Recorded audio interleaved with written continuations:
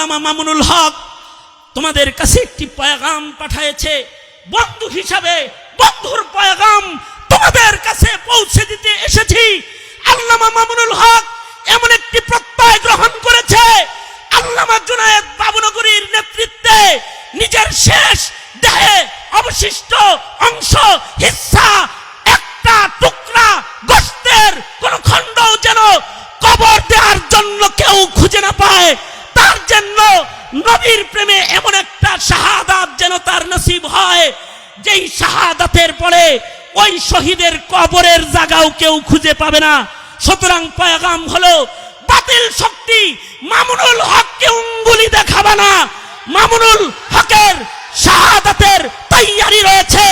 এই মামুনুল হকের ভক্তরা তাদের জিজ্ঞাসা করতে চাই, মামুনুল হক যদি জালিমের বিরুদ্ধে ময়দানে দাঁড়িয়ে ইশকে রাসূল আর ইশকে নবী নিয়ে কুরআন আর সুন্নাহর রাজকে কায়েম করার জন্য অথবা নবীর ইজ্জত খাতমে নবুওয়াত রক্ষা করার জন্য যদি শাহাদাতের পয়গাম নিয়ে যদি শাহাদাতের মঞ্চে গিয়ে দাঁড়ায়, তোরা শেখরা কি ময়দানে দাঁড়াতে প্রস্তুত আছিস তো? ইনশাআল্লাহ।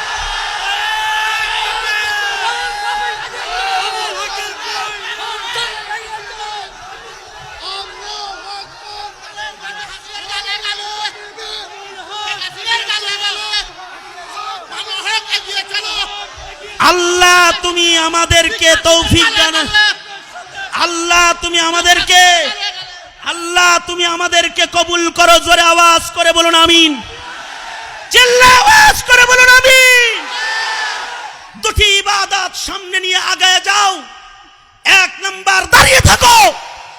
এক নাম্বার ইবাদত হলো বদনী ইবাদত। যতদিন বেঁচে থাকবা নামাজকে অবহেলা করে কখনো নামাজকে অন্যত্র ছেড়ে দিবা না, কাজা করবা না। আল্লাযীনা ইউকিমুনাস সালাহ, যেই জাতি নামাজ কায়েমকারী হয় তাদের বিজয়দাতা আল্লাহ নিজে হয়ে যায়। যুদ্ধের ময়দানেও নামাজ কাজা করার বিধান শরীয়তে ইসলামে নাই। আরেকটা হলো আল্লাহর দ্বীনের জন্য শুধু জীবন নয়, প্রয়োজনে নিজের মাল বিতরণ করা। এই দুটি বদনী ও মালি ইবাদতের শপথ নিয়ে সামনে বেরিয়ে যাও। তাওয়াক্কুল আল্লাহর উপরে রাখো। আল্লাহ তোমাদেরকে লাহুম দারাজাতুন ইনদা রাব্বিহিম, আল্লাহ তোমাদেরকে বিজয় দিবে। তৈয়ার আছো তো ইনশাআল্লাহ? আমার সাথে শপথ করো, ইয়া আল্লাহ ওয়াদা করিতেছি আর নামাজ কাজা করব না। ইয়া আল্লাহ ওয়াদা করিতেছি আর নামাজ কাজা করব না, আর নামাজ কাজা করব না। মুহতারাম হাজিরিন, তোমাদের এই ওয়াদা যদি বরহক হয় আর আমি খালিদ সাইফুল্লাহর আজকের মাহফিল যদি জীবনের শেষ মাহফিল হয়, আমাকে যদি এরপরে খুঁজেও না পাওয়া যায়, তবে আমি এটা বিশ্বাস করি আলামিন সংস্থার এই মাহফিলটা আমারও নাজাতের জন্য জরিয়া হবে।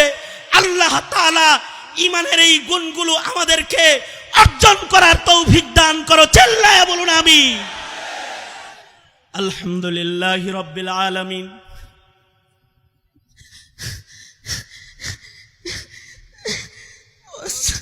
والصلاة والسلام على سيد الأنبياء والمرسلين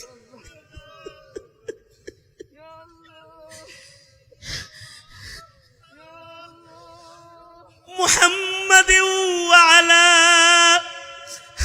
آله وأصحابه أجمعين.